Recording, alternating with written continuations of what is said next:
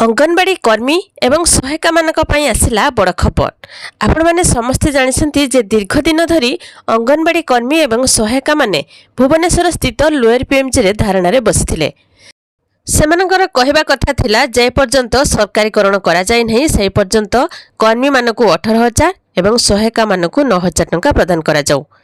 एमितिकी समस्त कार्य ऑनलाइन ले होथिबारु सेमानकु 5G मोबाइल पई एमिति अनेक किछि दाबी रखिथिले अंगनवाड़ी कर्मी एवं सहायिका माने।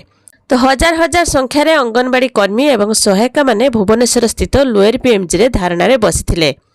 तेबे अंगनवाड़ी कर्मी माने दीर्घ दिन धरी सेमानकर दाबी उपरे सरकारी निष्पत्ति उपरे अपेक्षा करथिले। शेषरे सेमानकर दाबी पूरण हेबाकु जाउछि।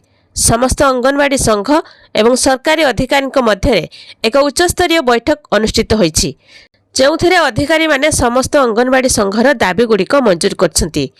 यह कहा जाउछि जे मुख्यमंत्री मोहन माझी समस्त अंगनवाड़ी कर्मींकर दरमा वृद्धि करिवे। समस्त अंगनवाड़ी विभिन्न प्रसंग उपरे आलोचना करा जाइछि। कर्मी माने अधिकारी मानकु पर्यवेक्षक नियुक्ति रे शिक्षागत योग्यता विचार करबाकू अनुरोध करछंती। आउ सेपटे पश्चिम ओडिशा अंगनवाड़ी कर्मी एवं सहायिका संघ नेतृत्व में बरगढ़ जिलापाल कार्यालय सम्मुख में विशाल भिक्षोभ प्रदर्शन करा जाइछि। अतिरिक्त जिलापाल मधुसंदा साहू भिक्षोभ स्थल को आसी दाबीपत्र ग्रहण करछंती। समस्यार समाधान करा न गले व्यापक आंदोलन कराजिबो बोली चेतावनी दिया जाइछि।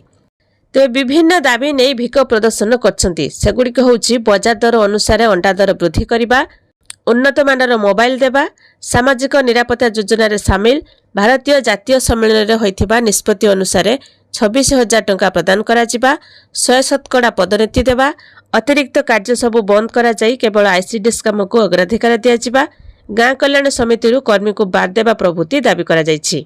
तेबे कहा जाउछि मुख्यमंत्री मोहन माझी बहुत जल्दी अंगनवाड़ी कर्मी एवं सहायिका मानकर दरमा वृद्धि करिवे।